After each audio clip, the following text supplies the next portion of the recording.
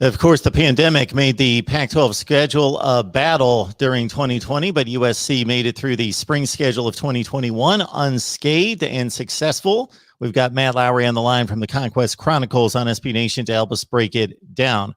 Matt, we appreciate you stopping by as always. Oh, thanks for having me. I appreciate it. And it was with the spring game, it was a thing of beauty, not because it was the spring game, but because there were fans there, and so it kind of felt close to normal, something that we haven't had in a while. Before we move on to the analysis of the spring game and the entire session of 15 spring practices, just want to mention our condolences to the family, the friends of Chris Brown, 24 years old, former USC offensive lineman from 2014 to 18. An honorable mention, Pac-12 offensive lineman, all conference as a junior, passed away this week. Not a lot of details out there. Doesn't need to be discussed. Just wanted to honor his memory as well. Just a tragedy there at only 24 years old. All right, Matt. Looking at the spring game, everything you could possibly gather in regards to the highlights and what you saw, what stood out to you in regards to the good and the bad? Well, there's a few things that stood out to me in regards to the to both the good and the bad. I'll start off with the good, honestly, and that was Keontae Ingram as well as Stephen Carr. Both looked amazing out there. I know it's been a question mark in terms of running back depth, as everyone knows, but anytime you have some speedsters as well as Keontae Ingram, who I think could be a real difference maker for the USC run game. How the way he looked, just breaking off runs, looked amazing in the air raid. And Stephen Carr looked like he finally looked comfortable. I don't want to say comfortable, but he looked like he's living up to that potential that we thought he would live up to his freshman year. Everyone remembers him and Ronald Jones were amazing. I want to say in 2017, and then Stephen Carr kind of took a step back with injuries, and as you know, he was dealing with injuries. And last season, I think the inconsistent play of the offensive line hurt the run game as well. But this is the best he's looked since I'd arguably say his freshman year, as well as Keontae Ingram looking like he can be a real difference maker in this USC offense if used correctly, and how the way they were able to get the ball in their hands. So I think if Keontae Ingram, and honestly, a lot of people, there were some people saying, hey, how the way he runs, so it's a reminder of how Ronald Jones ran when he was at USC. So I think those two stood out the most, and it brings a lot of promise. The emergence of some freshmen, some early enrollees, Jackson Dart, who's been who a lot of people's been high on. A lot of people have been high on him and Miller Moss, but Jackson Dart looked like he had a lot of potential, especially with his scrambling ability. That's something a lot of people don't talk about, is his mobility out of the pocket. He made a few plays where in a spring game, of course, they're going to call him a sack. But if this was an actual game, he would have been able to get out of that and make some plays. So he showed he can make some plays on his feet. And honestly, pushing for that backup spot as well, as we'll get into the QB situation here shortly. But some negatives to it, and there are some negatives that comes with the spring game. The fact that the offensive line did not look that great, and I know that's been a huge concern on a lot of people, with them bringing in Clay McGuire, who was supposed to come in and tune up this offensive line for the air raid. However, I don't know. You could say that because they had to split it, because they did split the offensive line. They did two teams, so they did split it. So that could be a factor, that could play a part. The fact that they've had limited practices in spring could also play a part. I've heard that they didn't have many practices during the spring like that. And as you know, Mark, we didn't know when spring practice was going to start up until the last second. When they said like 2 days before, hey, spring practice is starting. Um, so that could play a factor in it. I mean, it takes a minute to get acclimated to something new, to a new coaching style. So that could play a part as well. But it also affected the quarterbacks. The quarterbacks didn't look as sharp. And I think mostly that comes from, the amount of pressure they were getting. Um, Again, I don't know if it means USC's defensive line is just going to be that good. Of course, when you have Drake Jackson coming and pressuring you, I mean, that's a thing too. So I don't know if it means it's that, or if the offensive line is truly struggling and they just haven't had a lot of cohesion together, which hopefully they're hoping to patch up by the time they face San Jose State in their week 1 game. But that's something that that is primarily a concern, is the offensive line. The quarterback is kind of, I think, is a product with the quarterback position. I think it was a product of that offensive line struggling in that spring game. Got Matt Lowry on the line from SB Nation's Conquest Chronicles. Head on over there for USC football and athletics coverage. And of course, here at the Voice of College Football, please lock it in. Like, comment, share the videos out on social media. You enjoy the content, others will as well. And so spread the word on social media, and please subscribe. So the quarterback room took a hit, unfortunately. Yes. So Mo Hassan, who ended up injuring his knee in the spring game, MRI results ended up coming back, and they confirmed, as well as I think Mo Hassan confirmed it too, that it was a torn ACL. So that will do it for him for the season. I'm sure he will get an extra year of eligibility because of that injury. Don't know how that will work out with his medical red shirt and everything.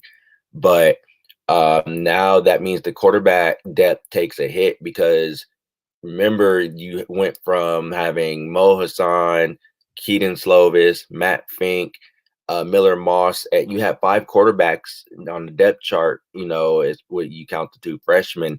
Now it goes down to 3. You have Slovis, you have Jackson Dart, and you have Miller Moss. So now they battle for the backup spot. And of course, now you have the new red shirt rule, where now you can red shirt players as long as they stay red shirted, as long as they play a certain amount of games. So that could be a factor too. If USC blows out teams, I don't think they'll be in a lot of blowout games to where they can go, okay, go ahead and get you some snaps. I think they'll figure out how they'll work that pretty evenly. But one of them's going to be the backup, and one of them's just going to have a full red shirt. And then, you'll see the competition happen here in a few years between Miller Moss and Jackson Dart. But as I've stated, and just looking at Miller Moss, and we've heard great things about both of them. Heard great things about Miller Moss, who a lot of people say he's a very smart quarterback. You've heard a lot of things about Jackson Dart, who is very mobile, able to make plays on his feet and able to just make plays happen. That's also a thing. So I think the fact that that USC has some promise at quarterback at the freshman position is good, because we didn't know, there of course there's going to be unknowns about anything after Keaton Slovis, but the depth is not that great, because as we've seen weird things happen where multiple QBs get hurt, or multiple players get hurt at one single position, and it's like, wait, what do we do? Where do we go from here now? Remember, there was a point where I think there was a point in the season where they had Tyler Vaughn as an emergency quarterback in case a quarterback went down. So That's and I forgot what season that was where that happened. I want to say it was 2018. I want to say it was 2018 when it happened, when JT Daniels got his concussion and Matt Fink broke his ribs. And it all happened in the Utah game. And so Jack Sears had to start, and Tyler Vaughn, I think it was Tyler Vaughn or Janae Harris was emergency quarterback, because they both played quarterback. They both played quarterback in high school. So you don't want to get into that situation where where something like that happens again. You hope something like that doesn't happen again. But for depth wise, it's concerning. But when you look at promise wise, or when you look at skill wise, I don't think it's something that USC fans have to worry about. But losing Mo Hassan is it does hurt the depth, especially with USC's quarterback depth being so thin right now. Get your USC mask for free at voiceofcollegefootball.com. Even if you don't want a mask, check out our website at voiceofcollegefootball.com. Register for free. At the top of the screen, we get you a coupon code that gets you the mask. We've got 35 teams to choose from. You can also get 20% off your first purchase, and also entered into a $25 gift card giveaway. Got Matt Lowry on the line from Conquest Chronicles talking up USC football. Historically, with the NFL draft just about a week away, historically, it's quite a battle for those people that like to keep track of such things between USC, Ohio State, and Notre Dame for all-time draft picks, and also first-round draft picks. It's quite the battle going on between those three blue bloods. And so how does USC stack up in regards to holding its ground here in 2021? Well, the way it looks right now, and just looking at a couple of mock drafts and looking at how things are trending, we could have one USC player in the first round, and that's Elijah Vera Tucker, who I know a lot of scouts are high on at the offensive tackle position. A lot of GMs are high on him. I've seen him go anywhere from the mid to low first round. So I want to say I don't think he cracks top 10. I don't think he cracks top 15. But it's somewhere between 16 and I want to say 32. It's somewhere in between there where I've seen him go on some mock drafts. I've also seen Amon-Ra St. Brown touch the first round, late first round in some of the mock drafts as well. There's some momentum with Amon-Ra St. Brown and him going in the first round as well. As far as with Talanoa Hufanga is somebody who I will keep my eye on for that second to third round. I think I think the fact that he's a playmaker and in the right system, he can play at strong safety, free safety. He can play at the nickel corner position. He can defend tight ends. You can bring him in as an outside linebacker to blitz. He can play multiple positions on defense, which makes him valuable, and he can always make a play on defense. Excuse me. But you got to remember, Mark, he was injured most of his USC career. I think this was the healthiest he's been was last season. Last season he dealt with, or not last season, but the season before, 2019, he dealt with injuries. 2018, he dealt with injuries. So as far as tape, there's not much tape to go off of. And mind you, there was no NFL combine. It was just pro days. So there was no NFL combines. There's no workouts where these guys can go to. So really everything is based off of tape. This is based off of film. And Talanoa Hufanga has enough film to get him drafted in the second to third round, but he doesn't have enough film to get to push him up. And not having a combine where you've seen guys stock go up or go down.